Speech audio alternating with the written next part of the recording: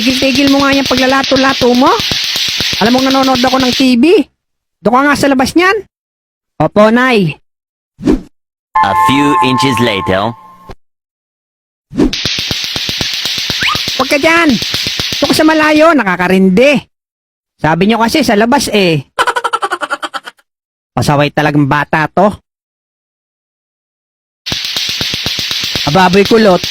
Baka pwede mo namang itigil yung paglalato-lato mo. Abay nakakarindi na eh. Hindi ka nagsasawa.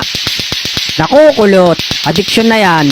Kung si Abu daw addict sa pagkain, ikaw addict na sa lato-lato. Oo nga Bogart. Sorry mga tol. Hindi ko kasi mapigilan eh.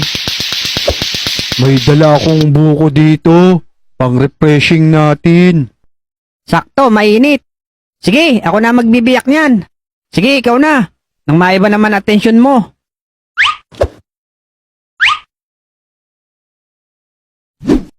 Bago natin biyakin, gawin ko munang buko lato-lato.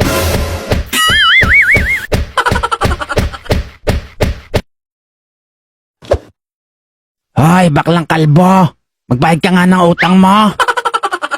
Hoy, baklang pangit. Ang sabi ko maghintay ka, wala pa akong pera, di ba?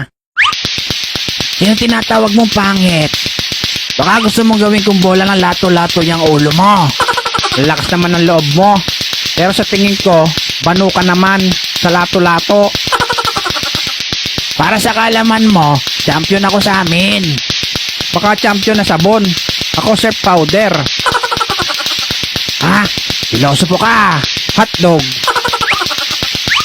Kita mo to, bakla? Patagalan na lang. Ah, ganon. Sige ba? Tingnan mo Lex. May kalaban si Otlog. Si Brenda the Grappler. Kaya mo yan Otlog. Katandaan nyo na, naglalaro pa rin kayo ng lato-lato. A few inches later. Naku, natatalo pang bato natin ah. Huwag kayong mag-alala mga bata. May isa pa akong alas. Bakit nakangiti ang beshi ko?